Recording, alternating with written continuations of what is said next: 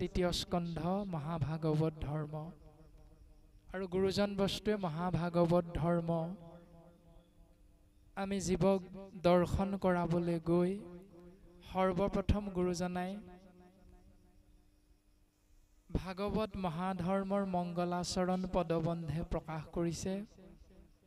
এক ঈশ্বৰ কৃষ্ণদেৱৰ জয় জয়কাৰ, যাৰ নাম স্মৰণ কৰা মাত্ৰে জীৱৰ মংগল সাধন হয়, কল্যাণ সাধন হয়।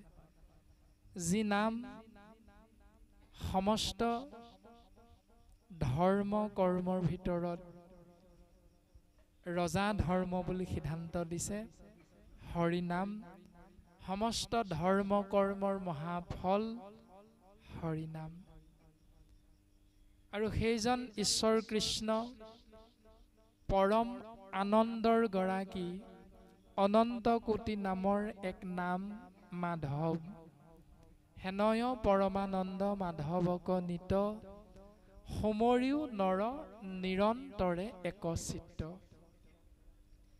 এক মুহূৰ্তৰ বাবে কায় বাক্য মন চিত্ত এক কৰি যদি আমি সেইজন সৰ্বশক্তিমান ঈশ্বৰ কৃষ্ণদেৱৰ নাম আশ্ৰয় কৰিব পাৰোঁ,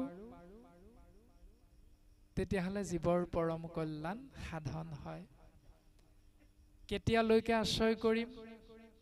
সময়সীমা আমাক কিবা বান্ধি দিছে নেকি?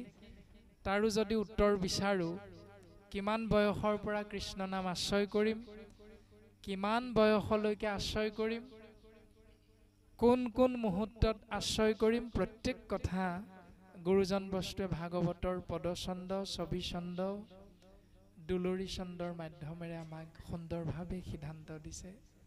আৰু এই মুহূৰ্তত পদবন্ধে প্ৰকাশ কৰিছে, সেই মনুষ্য নামৰ তোমৰাহব শ্ৰেষ্ঠতম জীৱ, তোমালোকে তেতিয়ালৈকে কৃষ্ণ নাম আশ্ৰয় কৰিবা, তেতিয়ালৈকে কৃষ্ণ নাম তোমালোকে যতন কৰিবা। সিদ্ধান্ত দিলে পদবন্ধে, কৰিও যতন যাৱে প্ৰাণ থাকে মানে।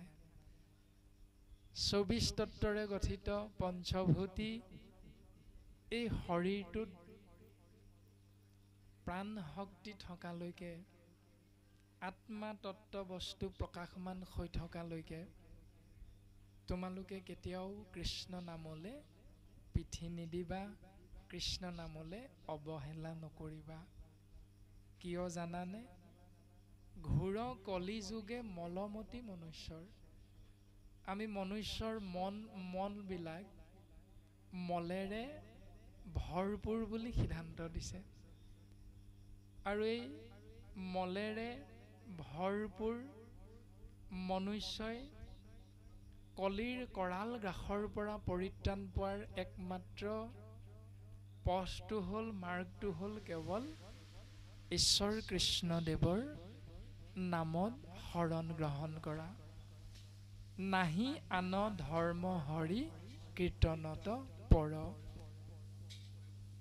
হৰিনাম ধৰ্ম শ্ৰৱণ কীৰ্তন মহাভক্তিৰ বাহিৰে কলিৰ কৰাল গ্ৰাসৰ পৰা পৰিত্ৰাণ পোৱাৰ দ্বিতীয়টা মাৰ্গ, সুগম পথ গুৰুজনাই নাই বুলি সুন্দৰভাৱে ভাগৱতৰ পদবন্ধে আমি মনুষ্যক উপদেশ প্ৰদান কৰিছে।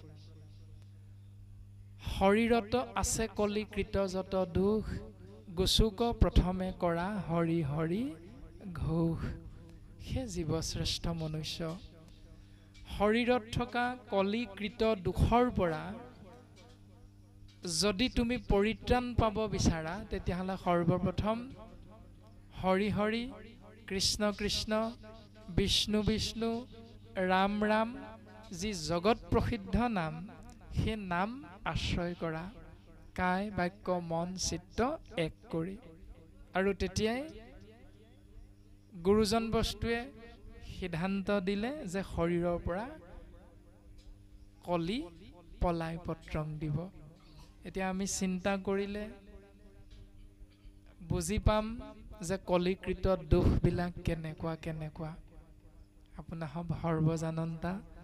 আমি মাত্ৰ অকণমান চুই দিবহে বিচৰা হৈছে যে যেতিয়া যুধিষ্ঠিৰ, ভীম, অৰ্জুন, নকুল, সহদেৱ পঞ্চ পাণ্ডৱে ভগৱন্ত বস্তু এই ধৰাধামৰ পৰা বৈকুণ্ঠ প্ৰয়াণ হোৱাৰ পাছত স্বৰ্গাৰোহণ কৰিলে। তাৰ প্ৰাক মুহূৰ্তত তেৰা সমস্তৰ নাতি পৰীক্ষিতক সসাগৰা পৃথিৱীৰ গৰাকী ৰজা হিচাপে আসনত অধিষ্ঠিত কৰি গ'ল। আৰু তাৰ পাছতেই পৰীক্ষিতে দিগ্বিজয় কৰাৰ মানস কৰি পৃথিৱী পৰিভ্ৰমণ কৰি ঘূৰি আহি হস্তিনাপুৰ, য'ত কুৰুক্ষেত্ৰ যুদ্ধ অৰ্থাৎ মহাসমৰ হৈছিল, সেই কুৰুক্ষেত্ৰ নামৰ স্থানত আহি উপস্থিত হওঁতে কলিৰ অত্যাচাৰত পৰি, কৰাল গ্ৰাসত পৰি ধৰ্ম আৰু পৃথিৱীয়ে ছদ্মবেশ ধাৰণ কৰি আছিল। ধৰ্মই শুক্ল বৰ্ণৰ এটা ষাঁড় গৰুৰ ৰূপত আছিল আৰু পৃথিৱী এজনী গাই গৰুৰ ৰূপত। আৰু কলিয়ে হাতত দণ্ড লৈ ছদ্মবেশ ধৰি চাৰিটি ঠেঙৰ ভিতৰত তিনিটি ঠেং মৰিয়াই মৰিয়াই ইতিমধ্যে ভাঙি থকা সেই দৃশ্যটো পৰীক্ষিতে দৰ্শন পাইছে। তাৰ পাছতে সেই ব্যক্তিজনক প্ৰাণে মাৰিবলৈ উদ্যত হওঁতে কথোপকথনৰ জৰিয়তে তিনিওজনাৰ চিনাকি হ'ল যে শুক্ল বৰ্ণৰ ষাঁড় গৰু হ'ল ধৰ্মৰাজ আৰু গাই গৰুজনী হ'ল পৃথিৱী আৰু সেই ছদ্মবেশী ব্যক্তিজন হ'ল যুগৰ অধিপতি কলি। আৰু বহু বাক বিতণ্ডাৰ অন্তত কলিয়ে যেতিয়া পৰীক্ষিতৰ চৰণলৈ আহিল, চৰণত শৰণ গ্ৰহণ কৰিলে, তেতিয়াই পৰীক্ষিতে তেওঁৰ বংশৰ গৌৰৱ অক্ষুণ্ণ ৰাখি শৰণাগতক আশ্ৰয় প্ৰদান কৰিছে আৰু থাকিবৰ বাবে কিছু কিছু ঠাই নিৰ্দিষ্ট কৰি দিলে। নৃপতি বুলন্ত কলি দিলো তোক স্থান, জৈত খেলে যোৱা পাশা কৰে মদ্যপান। আদিকে ধৰি পঞ্চসোণা পাব, স্ত্ৰী, সুবৰ্ণ আদি সমস্তখিনি ঠাই নিৰ্দিষ্ট কৰি পৰীক্ষিতে কলিক থাকিবৰ বাবে নিৰ্দেশ প্ৰদান কৰিলে। আৰু বৰ্তমান পদে আমাক ইয়াকেই প্ৰকাশ কৰিছে যে শৰীৰত আছে কলি কৃত যত দোষ, গোচুক প্ৰথমে কৰা হৰি হৰি ঘোষ। যে সেই কলিক থাকিবলৈ দিয়া নিৰ্দিষ্ট ঠাইবিলাকত অৱস্থান কৰি আপোনাৰ মোৰ কেনেবাকৈ ভাল লাগে নেকি? যদি আপুনি মই সেই স্থানত থাকি মাজে সময়ে ভাল পাওঁ, তেতিয়াহ'লে শাস্ত্ৰই কৈছে যে সেই স্থানৰ পৰা তুমি যদি আঁতৰি আহিব বিচাৰা, তেতিয়াহ'লে সৰ্বপ্ৰথম ঈশ্বৰ কৃষ্ণদেৱৰ নাম আশ্ৰয় কৰিব লাগিব। ঈশ্বৰ কৃষ্ণদেৱৰ চৰণত শৰণ গ্ৰহণ কৰিব লাগিব। সাধু সন্ত মহন্তৰ সংগত ঈশ্বৰ কৃষ্ণদেৱৰ নাম আশ্ৰয় কৰাৰ মাধ্যমেৰে কলিকৃত সেই অপৰাধৰ পৰা জীৱই পৰিত্ৰাণ পাব পাৰে। যিহেতু ভাগৱত দৰ্শন আত্মবিশ্লেষণ, গতিকে আমি নিজক চিন্তা কৰাটো অতিব প্ৰয়োজন যে ভাগৱতৰ পদছন্দই কোৱা কলিকৃত দুখৰ মাজত আমি কেনেবাকৈ জ্ঞানবশত নহ'লেও অজ্ঞানবশত হ'লেও সেই স্থানত থাকি কেনেবাকৈ ভাল পোৱা স্বভাৱ যদি আমাৰ আছে, তেতিয়াহ'লে সেই স্বভাৱ আমি পৰাপক্ষত এৰাই চলিবৰ বাবে যত্নপৰ হোৱাটো অতিব প্ৰয়োজন। আৰু তাকেই গুৰুজন বস্তুৱে অহংকাৰত মত্ত হৈ প্ৰকাশ নকৰি সুন্দৰভাৱে দাস্য ভক্তিৰে প্ৰকাশ কৰিলে যে কৃষ্ণৰ চৰণে কৰি অশেষ প্ৰণতি, অচ্যুতৰ কিংকৰ শংকৰ নিগদতি। যে মই সৰ্বশক্তিমান ঈশ্বৰ পুৰুষৰ এজন নিষ্কিন সেৱক, আৰু সেৱক হিচাপে মই সেই পথ আশ্ৰয় কৰিব বিচৰা হৈছে। আৰু সেই জীৱশ্ৰেষ্ঠ মনুষ্য তোমালোকেও ঈশ্বৰৰ দাস হোৱা, আৰু দাস হৈ শাস্ত্ৰই নিৰ্দেশ দিয়া সেই উপদেশ পালন কৰিবৰ বাবে যত্নপৰ হোৱা। এই ধৰণে দাস্য ভক্তিৰে গুৰুজন বস্তুৱে আমি সমস্ত জীৱৰ প্ৰতি কল্যাণ হোৱাকৈ উপদেশ প্ৰদান কৰিছে। হেৰা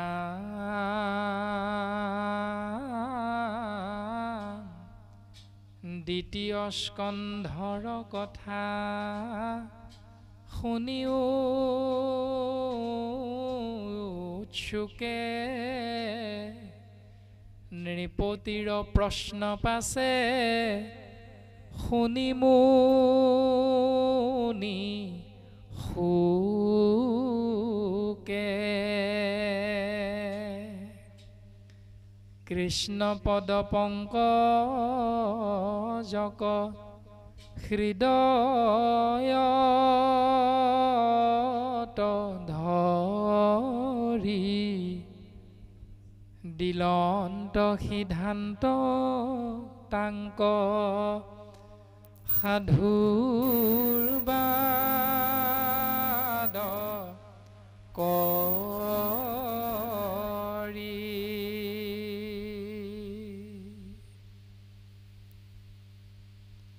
দ্বিতীয় স্কন্ধৰ কথা শুনাচোন। গুৰুজন বস্তুৱে প্ৰকাশ কৰিছে যি কথা অভিশপ্ত পৰীক্ষিত ৰাজাই প্ৰশ্ন কৰিছে, আৰু মহামণি শুকগুৰুৱে উত্তৰ দিবৰ বাবে আগবাঢ়িছে। প্ৰশ্ন হ'ল যে আমি 7 দিন 7 ৰাতিৰ ভিতৰত এই সংসাৰ এৰি যাব লাগিব। এটা অপকৰ্মৰ বাবে আমাৰ শিৰত অভিশাপ বৰিখন হ'ল। সেই অভিশাপৰ পৰা পৰিত্ৰাণ পাবৰ বাবে আমাৰ পৰম সৌভাগ্য হ'ল হে কৃপালু গুৰু শুকদেৱ, তুমি আমাক কৃপা কৰা। এই বুলি অভিশপ্ত পৰীক্ষিত ৰাজাই শুকগুৰু চৰণ কমলত সেৱা নিবেদন কৰিছিল।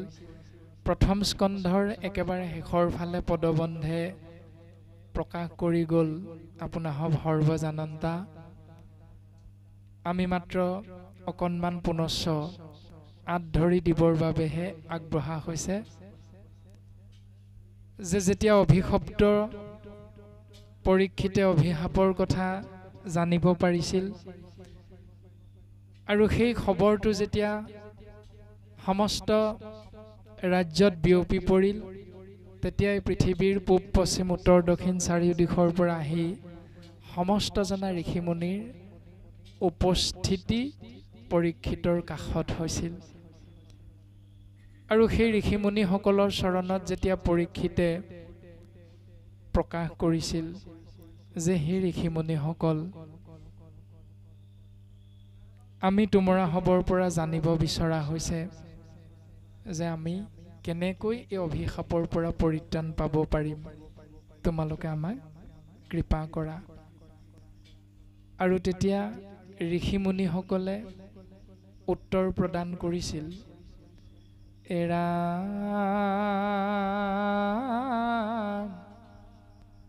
সাক্ষাতে তোমৰা মূৰ্তিমন্ত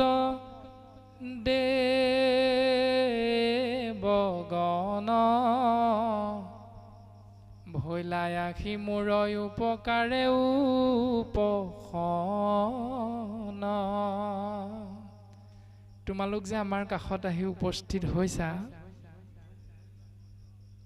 মোৰ উপকাৰৰ অৰ্থে আমি বুজিব পাৰিছো। এতেকে তোমাত পুছো কোন মহা ধৰ্ম, কহিও কলোকৰ কৰ্তব্য কোন কৰ্ম। সেইকাৰণে তোমালোকৰ চৰণত আমি সেৱা নিবেদন কৰিব বিচৰা হৈছে যে মহাধৰ্ম কি, জীৱৰ কৰ্তব্য কি? কেনমতে হুৱে সৰ্ব পাপত উদ্ধাৰ, কোন কৰ্মে পাৱৈ লোক সংসাৰৰ পাৰ। এই সংসাৰৰ পাৰ পাবৰ বাবে শৰীৰধাৰী মনুষ্য নামৰ জীৱই পাপৰ পৰা উদ্ধাৰ পাবৰ বাবে কৰ্তব্য হিচাপে কোনটো কৰ্মক ধৰ্ম হিচাপে আশ্ৰয় কৰিব লাগে আমি নাজানো। সেই ঋষিমুনিসকল তোমালোকে আমাক কৃপা কৰা। বিশেষত কি কৰিবে ম্ৰিয়মান লোকে, বিমৰিষি কহিও কমুত ঋষি লোকে। বিশেষকৈ ম্ৰিয়মান লোকে কি কৰাটো প্ৰয়োজন আমাক অকণমান কৃপা কৰা। আৰু ঋষিমুনিসকলে উত্তৰ দিছে আপোনাহ সৰ্বজানন্তা, যে শুনি মুনি সবে বোলে যাৰ যেন মতি, কেহু বোলে তপতে পৰম পাই গতি। ঋষিসকলৰ যাৰ যেনেকুৱা মত শাস্ত্ৰ অধ্যয়ন কৰি তেনেকৈ পৰীক্ষিতৰ আগত প্ৰকাশ কৰিলে। কোনোৱে ক'লে তপ কৰা তোমাৰ গতি হ'ব, জীৱৰ গতি হ'ব। কোনোৱে ক'লে মহাসিদ্ধি লাভৰ অৰ্থে যজ্ঞ দান কৰা। কোনোৱে ক'লে তীৰ্থস্থান কৰা, তীৰ্থ স্নান কৰা পৰম মুকুতি জীৱৰ হ'ব। এনে ধৰণে যিমানখিনি কথা ঋষিমুনিয়ে প্ৰকাশ কৰিলে পৰীক্ষিতৰ এটাও মনপুত নহ'ল। আৰু তেনেতে সৌভাগ্যবশত মহামানী শুকগুৰুৰ আগমন হ'ল। আৰু শুকগুৰুৰ চৰণ কমলতো একেভাগী প্ৰশ্নকে ৰাজা পৰীক্ষিতে প্ৰকাশ কৰিলে। এৰাম দেৱৰু দুৰ্লভ তজু দৰ্শন, অন্তকালে পাইলো আমি, আন হেতু নাই কৃষ্ণৰে হে কৃপা, কিনো ভৃত্য প্ৰিয় স্বামী। তুমি যে আমাৰ সন্মুখত আমাৰ কাষত আহি উপস্থিত হলা, ইয়াৰ অন্য কোনো কাৰণ নাই। হেতু মানে কাৰণ, ইয়াৰ কোনো বেলেগ কাৰণ নাই। আমি যে অভিশপ্ত হলো এই কাৰণেই তুমি আমাক কৃপা কৰিবৰ বাবে আমাৰ কাষত আহি উপস্থিত হৈছা। আমি বুজি পাইছো আমি দুখীয়া জীৱৰ প্ৰতি ঈশ্বৰ কৃষ্ণ স্বামী সন্তুষ্ট হৈছে। আৰু সেইকাৰণেহে একেবাৰে শেষ মুহূৰ্তত হ'লেও তোমাৰ দৰে এজন পৰম বৈষ্ণৱক আমি দৰ্শন পাইছোঁ। গতিকে সেই ঋষি তুমি আমাক কৃপা কৰা।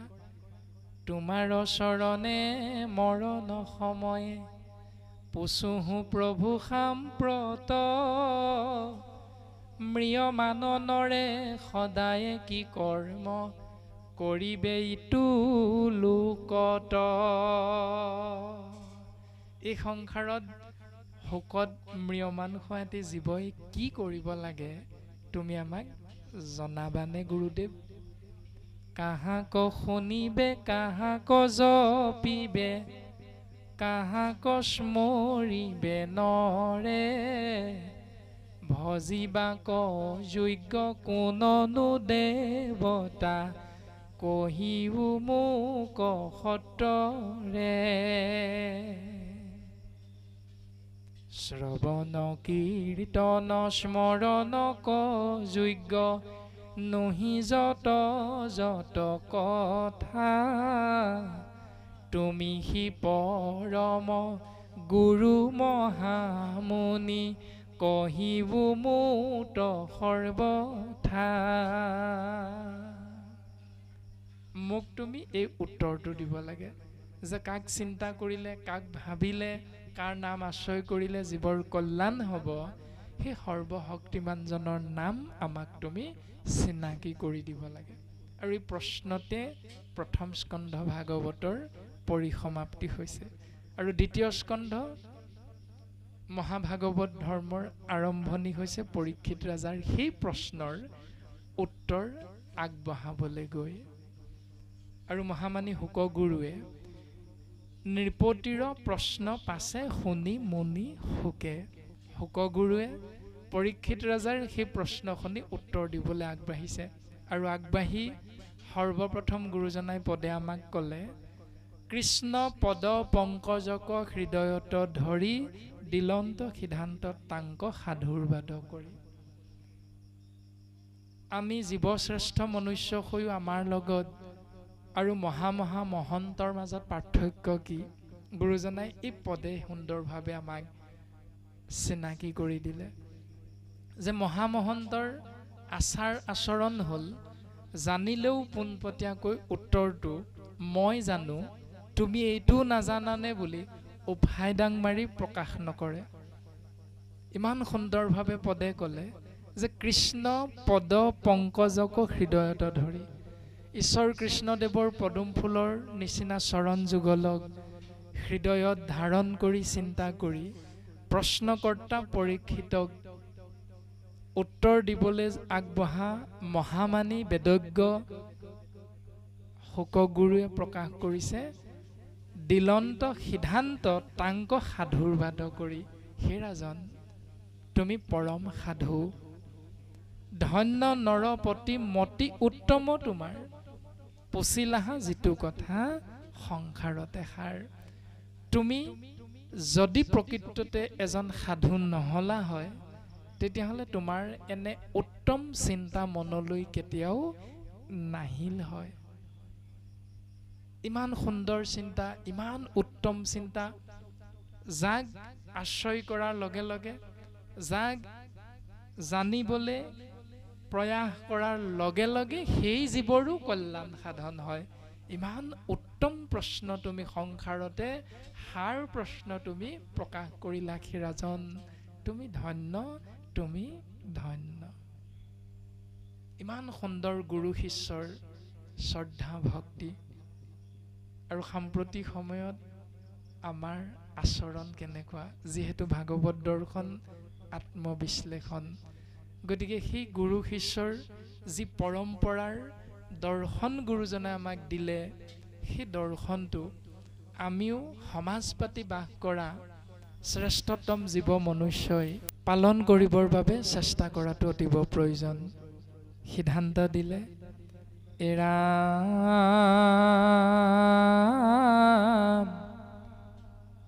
মুখৰো সাধন ইটো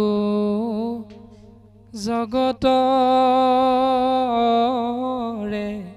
হিত,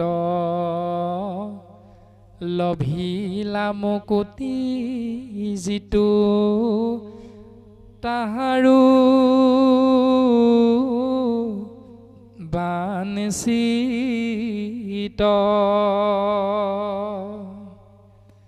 এক অৰ্থত জীৱ ঈশ্বৰক ভজনা কৰাৰ লগে লগে 5 প্ৰকাৰ সিদ্ধি লাভ হয়। আপোনাৰ সৰ্বজানন্তা কায় বাক্য মন চিত্ত এক কৰি যিজনা ঈশ্বৰৰ চৰণত শৰণাপন্ন হয় তেওঁ ভাৱনা অনুসৰি 5 প্ৰকাৰ সিদ্ধি লাভ হয়। শালুক্য, সাজৰ্য, সাৰূপ্য, সামীপ্য আৰু মোক্ষ বা নিৰ্বাণ। আৰু সেই মোক্ষ প্ৰাপ্তি হোৱাৰ লগে লগে জীৱই আৰু 84 লক্ষ বাৰ এই সংসাৰলৈ দুখ কষ্ট ভোগ কৰিবৰ বাবে আয়াজাত কৰাৰ কোনো প্ৰয়োজন নাই। আৰু গুৰুজনাই সিদ্ধান্ত দিলে এই মুহূৰ্তত যে সেই মোক্ষ প্ৰাপ্তি হোৱা জীৱৰো ঈশ্বৰ কৃষ্ণ দেৱৰ নাম শ্ৰৱণ কীৰ্তন মহাভক্তি বাঞ্ছিত বুলি সিদ্ধান্ত দিলে। তাৰ মানে জীৱই যেতিয়া এই সংসাৰ আশ্ৰয় কৰি থাকোঁতে ঈশ্বৰৰ নাম আশ্ৰয় কৰে, আশ্ৰয় কৰাৰ লগে লগে এই সংসাৰৰ পৰা সেই নামৰ শক্তি অনুসাৰে জীৱই কলৈ যাব পাৰে? 5 প্ৰকাৰ সিদ্ধি লাভ হয়।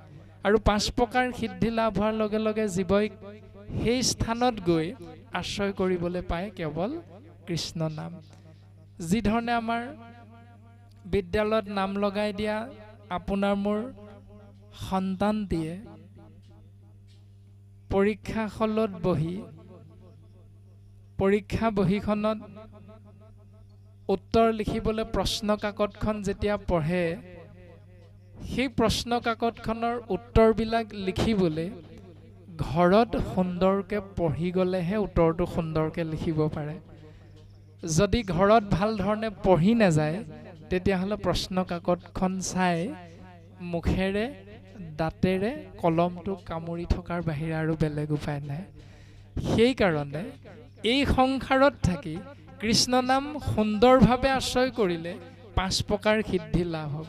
আৰু সেই 5 প্ৰকাৰ সিদ্ধি লাভ হৈ যেতিয়া আমি তাত মহা ভক্তৰ সংগত ঈশ্বৰৰ নাম পাম আশ্ৰয় কৰিবলৈ, তেতিয়া আমি ঈশ্বৰৰ নাম আশ্ৰয় কৰোঁতে যাতে আমাৰ খেলি মেলি নহয়, সেইবাবে আমি এই সংসাৰতে ঈশ্বৰৰ নামটো সুন্দৰভাৱে খোকোজা নলগাকৈ যদি আশ্ৰয় কৰিব পাৰোঁ, তেতিয়াহ'লে তাতো গৈ আমি সুন্দৰভাৱে ঈশ্বৰৰ নাম আশ্ৰয় কৰিব পাৰিম। এই সিদ্ধান্তটোকে প্ৰকাশ কৰিছে যে মুখ্যৰো সাধন ইটো জগতৰে হিত, লভিলা মুকুতি যিটো তাহাৰো বাঞ্ছিত। আমাৰ সমাজ ব্যৱস্থাত এইটো দেখিবলৈ পোৱা যায়। কেনেকৈ দেখা যায় আপোনাৰ সৰ্বজানন্ত, আমি মাত্ৰ অকণমান চুই দিয়া হৈছে, মনত পেলাইহে দিয়া হৈছে। যেতিয়া নামাচাৰ্যজনক নামটো প্ৰস্তাৱ কৰা হয় যে আমুক শইকীয়া বা গগৈ বাপজনাৰ নামটো প্ৰস্তাৱ কৰা হৈছে, আৰু অৰ্ধবৃত্ত আসনৰ বাবে 2জনৰ নাম প্ৰস্তাৱ কৰা হয়, বাকীসকল সুন্দৰভাৱে আসনাধিষ্ঠ হয়। যদি কেনেবাকৈ নামাচাৰ্যই পদ এফাকি পাহৰি যায়, তেতিয়াহ'লে অৰ্ধবৃত্ত আসনত উপবিষ্ট হোৱা 2জনে মনে মনে ইফালে সিফালে চাই থাকিব লগা হয়। কাৰণ তেওঁলোকে ঘৰত অভ্যাস নকৰাৰ বাবে তেওঁক মনত পেলাই দিবলৈ অপাৰগ হয়। আমাৰ নাম অনুষ্ঠানভাগিত তেনেকুৱা কিছু দৰ্শন আমি সকলোৱে হয়তো দেখা পাওঁ। গতিকে নাম আশ্ৰয় কৰিবলৈ যাওঁতে নামৰ প্ৰশিক্ষণ আমাৰ সমাজত দিয়া এটা ব্যৱস্থা আছে, আপোনালোকে জানে। গতিকে আমাৰ আৰু মাতটো ভাল নহয়, কণ্ঠও বেয়া, গতিকে আমিনো কি নাম ল'মগৈ। গতিকে সেই তোমালোক 2জনেই যোৱা, তোমালোকৰ কণ্ঠও ভাল, গতিকে তোমালোক 2জনকে আমি প্ৰাথমিকৰ পৰা আগবঢ়াই দিয়া হৈছে, তোমালোকে নাম লোৱা। এনেকুৱা কিছু নীতি নিয়ম আমাৰ আছে। সেইখিনি চিন্তা নকৰি, আমাৰ কণ্ঠ ভাল বেয়া এইটোও চিন্তা নকৰি, আমি প্ৰত্যেকেই নাম আশ্ৰয় কৰিবলৈ আমি আগবঢ়াটো অতীৱ প্ৰয়োজন। নহ'লে আমি সেই পৰীক্ষা বহীত উত্তৰ লিখিবলৈ লৈ দাঁতেৰে কলমটো কামুৰি থকাৰ বাহিৰে আৰু বেলেগ উপায় নাই। আৰু এইটোকে বৰ্তমান পদচন্দে আমাক প্ৰকাশ কৰিছে। অনাহি জ্ঞান যাৰ জাতি ধৰ্ম মাত্ৰ কৰে, নিতে বলি বিশ্ব পানছ যজ্ঞ আচৰে, তাহাৰ শ্ৰুতব্য কথাই আছে অসংখ্যাত, হৰি বিমুখৰ হুৱে ব্যৰ্থে আয়ু পাত।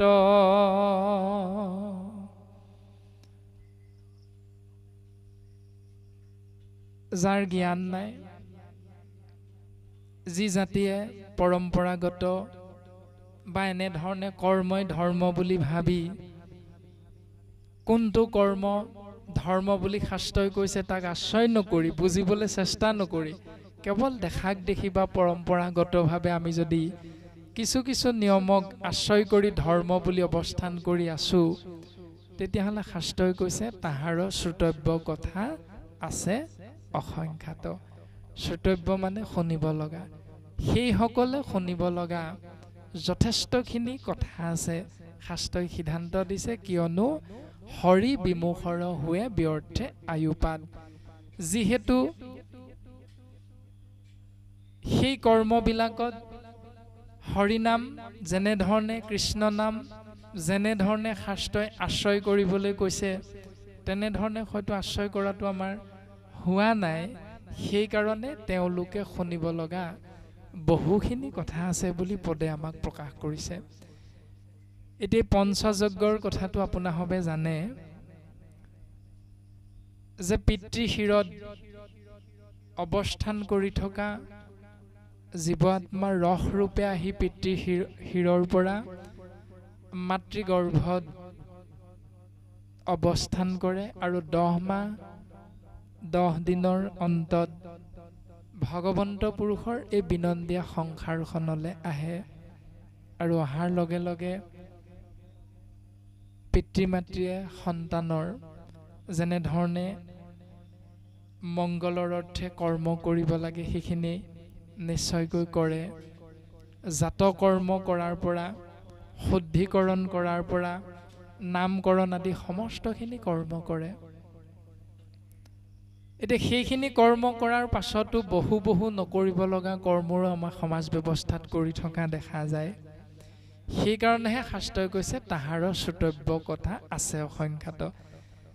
সেই তাহাৰ শব্দৰ অৰ্থ তেওঁলোক। এতিয়া সেই তেওঁলোক শব্দটোৰ ভিতৰত আমিও কেনেবাকৈ পাকে প্ৰকাৰে অকণমান সোমাই আছো নেকি, সেইটো আমি চিন্তা কৰাটো অতীৱ প্ৰয়োজন। যে জন্ম হোৱা মাত্ৰকে জীৱই 5 প্ৰকাৰৰ ধাৰ লাগে বুলি সিদ্ধান্ত দিছে শাস্ত্ৰই। দেৱ পিতৃ, দেৱ ঋষি, ভূত পিতৃ, কুটুম্বজনৰ উপজিলে তাসম্বাৰ ঋণী हुए নৰ। জন্ম হওঁতে এই 5টা ধাৰ লাগে। দেৱঋণ, ঋষিঋণ, পিতৃঋণ, ভূতঋণ আৰু পোষ্যঋণ বা কুটুম্ব ঋণ। এতিয়া এই 5টা ধাৰৰ পৰা মুক্ত হ'বৰ বাবে আমি কি কৰ্ম কৰিব লাগে শাস্ত্ৰই এইটো সিদ্ধান্ত দিছে। কায় বাক্য মন কৰি নিশ্চয়ে যিজন মুকুন্দৰ চৰণত পখিল শৰণ। কায় বাক্য মন চিত্ত এক কৰি এক দেৱ এক হেৱ একত বিনে নাই কেৱ, এই পৰম সত্যক অনুধাৱন কৰি হৃদয়ংগম কৰি গুৰুজনাই দিয়া সেই একমাত্ৰ ভক্তি পথটো যদি নিতে নিতে আশ্ৰয় কৰিব পাৰো, তেতিয়াহ'লে সেই জীৱ কায় বাক্য মন কৰি নিশ্চয় যিজন মুকুন্দৰ চৰণত পখিল শৰণ। তাৰ ঋণ খোজা সবে গৈল সমস্তৰ, নকৰিও ঋণী আৰ নহি সিটো নৰ। সেইজন মনুষ্যই সেই 5টা কৰ্ম এটাও নকৰাকৈ সুন্দৰভাৱে এই সংসাৰৰ পৰা পৰম গতি বা মুক্তিৰ পাত্ৰ হ'ব পাৰে। এই সিদ্ধান্তটো দিলে। এতিয়া আমি সংসাৰত আছো, মন আমাৰ খেলি মেলি যেনি তেনি যায়। এতিয়া আমাৰ মনটো খেলি মেলি ক্ষণে ক্ষণে পৰিৱৰ্তনশীল। এই মুহূৰ্তত আমি কৃষ্ণ নাম আশ্ৰয় কৰিছোঁ, ইমান ভাল লাগিছে, কিন্তু ইয়াৰ পৰা খাই বৈ উঠি যোৱাৰ লগে লগে আমাৰ হয়তো মনটো অকণমান বিচলিত হৈ যাব। এইখিনিত বহি থকালৈকে হয়তো আমি ভাবি আছো যে আমিও যদি অহা মাহত পাৰোঁ এনেকৈ অকণমান হ'লেও অনুষ্ঠান এভাগ কৰিবলৈ চেষ্টা কৰিম। কিন্তু যেতিয়া উঠি যাম, দুদিনৰ পাছত যেতিয়া দেখিম ঘৰখনত বেমাৰ আজাৰ অপায় অমংগল, তেতিয়া সেই চিন্তাটোৱে মুখ্য স্থান পায় আৰু আজি এই মুহূৰ্তত কৰা চিন্তাটো গৌণ হৈ যায়। মুখ্য সেই চিন্তাটোহে আহি পৰে। এনেকৈ আমি ভাবি থকা কথাখিনি, অৰ্থাৎ মনৰ কৰ্ম হ'ল জল্পনা কল্পনা কৰা। গতিকে সেই জল্পনা কল্পনাটো কেতিয়াও পূৰ্ণাংগ ৰূপ নাপায় যেতিয়ালৈকে বুদ্ধিক মনে আশ্ৰয় নকৰে, সংগ নিদিয়ে। সেইকাৰণে গুৰুজন বস্তুৱে এনেধৰণে আমাক সিদ্ধান্তখিনি দিলে যে তাহাৰ শ্ৰোতব্য কথা আছে অসংখ্যাত। আমি যদি সেই 5টা ঋণৰ পৰা মুক্ত হ'বলৈ কোনোৱে কৰ্ম কৰাৰ কথা ভাবোঁ, সেই কৰ্মত হয়তো কাৰোবাক নিমন্ত্ৰণ কৰিবলৈ থাকিও যায়। আৰু বহুদিনৰ মূৰত, এসপ্তাহ 10 দিনৰ মূৰত যেতিয়া ব্যক্তিজনক লগ পোৱা যায় বাটে পথে, তেতিয়া কয় বোলে বাপ কিনো জগৰ লগালো, তোমাৰ গৃহত যে সেইদিনা অনুষ্ঠান পাতিলা, আমাক কিয় নেমাতিলা? বোলে পাহৰি গ'লো নহয় বাপ, একেবাৰে অপৰাধ নধৰিব। ইতিমধ্যে অপৰাধটো হৈয়ে গ'ল। সেই চিন্তাখিনি গুৰুজন বস্তুৱে সুন্দৰভাৱে সিদ্ধান্ত দিলে যে কায় বাক্য মন কৰি নিশ্চয় যিজন মুকুন্দৰ চৰণত পখিল শৰণ। কাই বাক্য মন চিত্ত এক কৰি এক দেৱ এক সেৱ একত বিনে নাইকেও যিটো গুৰুজনাই গুৰু সেৱা কৰা নিতে নিতে আমাক উপদেশটো প্ৰদান কৰিছে, সেইটোৰ মাধ্যমেৰে আমি 5টা ঋণৰ পৰা অনায়াসে মুক্ত হৈ থাকিব পাৰোঁ। তাৰ পাছত আমাৰ লক্ষণটো দিছে,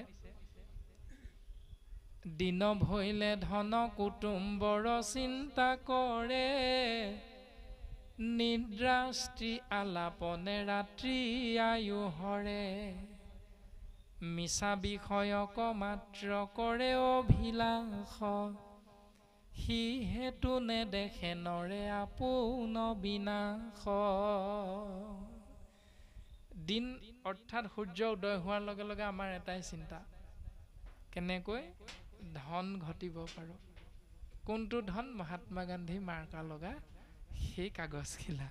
কিন্তু গুৰুজনাই কৈছে, নাম ধন দিয়া মোক কিনা বনমালী, দাস পাই কমন নোলোৱা ঠাকুৰালী। এই বুলি কৈ আমাৰ এই শৰীৰক মনক বাক্যৰ জৰিয়তে গুৰুজনাৰ চৰণ কমলত শৰণাপন্ন হ'বলৈ পুৱাতে উঠি উপদেশটো প্ৰদান কৰিলে। আৰু আমি সেইটো আশ্ৰয় কৰিবলৈ আমাৰ সময়ৰ অভাৱ কাৰণে আমি ৰাতিপুৱা শুই উঠি কেৱল ইটো ধনৰ পাছতহে দৌৰাটো চিন্তা কৰোঁ। সেইসকলে আমি শুনিব লাগিব। ৰাতি হোৱাৰ লগে লগে কি হ'ল? নিদ্ৰা স্ত্ৰী আলাপনে ৰাত্ৰি আয়ু হৰে। ৰাতি হোৱাৰ লগে লগে ঘৰলৈ যেতিয়া ঘূৰি আহিম, হেৰা আজি ইমানখিনি পালোঁ, দোকান এখন যদি দি আছোঁ তেতিয়াহ'লে দোকানখনত কিমান লাভ হ'ল? বোলে আজি 2000 টকা লাভ হ'ল। তাৰ পাছত দুইজনে বহি লৈ বোলে আপুনি আৰু অকণমান আধা ঘণ্টামান কালিলৈ সোনকালে যাবচোন, আৰু 500মান টকা বেছিকৈ লাভ হ'ব। আৰু ইফালে আজি আপুনি 8টাতহে দোকান বন্ধ কৰিছে, কালিলৈ 9মান বজালৈকে থাকিবচোন, আৰু 500মান বেছিকৈ লাভ হ'ব। অৰ্থাৎ পতি পত্নীৰ মাজত সেই লাভৰ অংকটো হৈ থাকে। নিদ্ৰা স্ত্ৰী আলাপনে ৰাতি আয়ু হৰে। এনেকৈ ধন ঘটাৰ বিষয়খিনি চিন্তা কৰি অন্ন গ্ৰহণ কৰি ৰাতিটো শয়ন কৰে, অৰ্থাৎ শুই যায়। আৰু মিছা বিষয় বুলি শাস্ত্ৰই আমাক সিদ্ধান্ত দিছে। এই আলাপ আলোচনা, এই চিন্তাখিনি হ'ল মিছা বিষয়। আৰু মিছা বিষয়খিনি অভিলাষ কৰাৰ কাৰণে, ইচ্ছা কৰাৰ কাৰণে, মনে বিচৰাৰ কাৰণে সিহেতু নেদেখে নৰে আপোন বিনাশ। সেইকাৰণে মনুষ্যই নিজৰ বিনাশটো দেখা নাপায় বুলি কৈছে। আমি প্ৰত্যেকেই এনেকৈও ভাবিব পাৰোঁ যে অহা মাহৰ দৰমহাটো যেতিয়া পাম, সেই দৰমহাটোৰে 1000মান টকা বা 500মান টকা নামঘৰত গৈ দি থৈ আহিম। ভকতে কিবা এটা আশ্ৰয় কৰিব পাৰিব, ভকতৰ সুবিধা হ'ব। দ্বিতীয়তে সেই 500 টকা অহা মাহত আমি 5জনমান ব্যক্তিক 100-100কৈ ভাগ কৰি দিম। এনেকুৱা চিন্তা আমি কৰিব পাৰোঁ। যিসকল আপোনাৰ আমাৰ নখ দৰ্পণত থাকে, যিসকলে আপোনাৰ আমাৰ গৃহত সময় সাপেক্ষে দুখত পৰি পৰিয়াল চলাবৰ বাবে আপোনাৰ আমাৰ গৃহত আহি হাজিৰা কৰিব লগা হয়, তো সেই সকলকো আমি বিনা কাৰণতো অন্তত আমাৰ ধনৰ ন্যূনতম এক অংশ দিও ঈশ্বৰক দিয়াৰ নিচিনাকৈ আমি সেৱা কৰিব পৰা ব্যৱস্থাটো গুৰুজনাই আমাক সুন্দৰভাৱে দিছে। অখে নজানি যাৰ ইচ্ছা মুখ সৰ্বথা, পৰীক্ষিততে বেশুনিও কৃষ্ণ কথা। এই পৰম সত্যটো অৰ্থাৎ মিছা বিষয়ৰ প্ৰতি আকৃষ্ট নহয়, মিছা বিষয়ৰ পাছত দৌৰি নুফুৰি যদি সেই জীৱ তোমৰা হবৰ মুখ্য প্ৰাপ্তিৰ চিন্তা হৈছে, ইচ্ছা হৈছে, তেতিয়াহ'লে সেই ৰাজন পৰীক্ষিত সেই জীৱবিলাকে কৰিব লগা এটাই কৰ্ম আছে, সেইটো হ'ল পৰীক্ষিত তেবে শুনি উক কৃষ্ণ কথা। তেতিয়াহ'লে তেওঁলোকে কৃষ্ণ কথা শুনাটো নিশ্চিত, তেওঁলোকে কৃষ্ণ কথা শুনিব লাগিবই। আৰু সেই তেওঁলোকৰ ভিতৰত প্ৰথম বৰ্তমান গুৰুজনাই সিদ্ধান্ত দিছে পৰীক্ষিতৰ নামটো। এতিয়া পৰীক্ষিত কোন আপোনাসবে জানে? পঞ্চপাণ্ডৱৰ পুত্ৰ হ'ল অভিমন্যু আৰু অভিমন্যুৰ পুত্ৰ হ'ল পৰীক্ষিত, অৰ্থাৎ পঞ্চপাণ্ডৱৰ নাতি। তেওঁৰ বৃত্তিটো কি? সসাগৰা পৃথিৱীৰ একছত্ৰী ৰজা।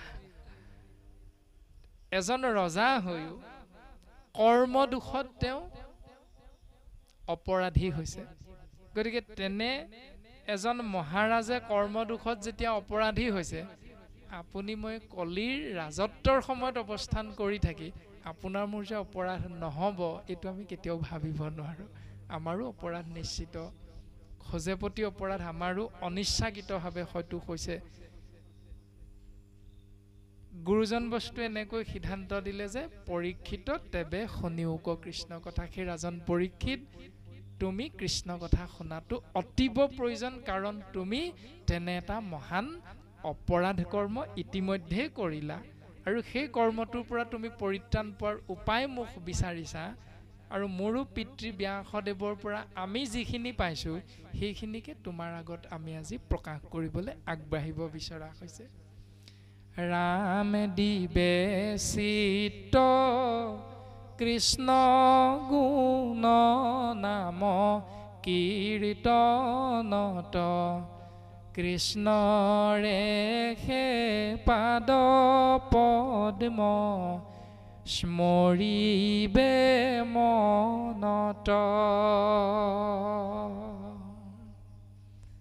কৃষ্ণদেৱৰ পদুম ফুলৰ নিচিনা চৰণ যুগলক নিতে নিতে হৃদয়ত স্মৰণ কৰিবৰ বাবে মনক বুজাবলৈ গুৰুজন বস্তুৱে উপদেশ প্ৰদান কৰিছে। কিয়নো নাৰায়ণ স্মৰণেহে পৰম মংগল, এহি মানে জীৱনৰ জন্মৰ সাফল, অন্তকালে হৰি স্মৰে যিটো ভাগ্যৱন্ত, তাহাৰ মহিমা কহি কোনে পাৱে অন্ত। নাৰায়ণৰ নাম স্মৰণ কৰা, আশ্ৰয় কৰাই হ'ল জীৱৰ পৰম মংগল সাধন। আৰু সেই সূত্ৰে জীৱৰ জন্মৰ সফল সমাপ্তি হয়। আৰু সেই ৰাজন তুমি শুনাচোন, এনেকৈ নাৰায়ণৰ নাম আশ্ৰয় কৰোঁতে কৰোঁতে জীৱৰ জন্মৰ সফলতা আহোঁতে আহোঁতে অন্তকালে হৰি স্মৰে যিটো ভাগ্যৱন্ত, শেষ মুহূৰ্তত আকৌ যিজনে ঈশ্বৰ কৃষ্ণদেৱৰ নাম আশ্ৰয় কৰি এই সংসাৰ এৰিব পাৰে, তেওঁৰ সমান আৰু ভাগ্যৱন্ত দ্বিতীয় এজন এই সংসাৰত নাই। এতিয়া আমিও চিন্তা কৰিব লাগে, পৰীক্ষিতৰো সেই অৱস্থা হৈছে যে জীৱনটো অতিবাহিত কৰি আহিছে, কিন্তু অভিশাপিত হোৱাৰ লগে লগে সেই অন্ত সময়টো যেতিয়া আহি পৰিল তেতিয়া পৰম সৌভাগ্যৱন্ত হৈ গ'ল। কাৰণ মহামানী শুকগুৰুৰ মুখপদ্মহন্তে কৃষ্ণ নাম আশ্ৰয় কৰিবলৈ সুবিধা পালে।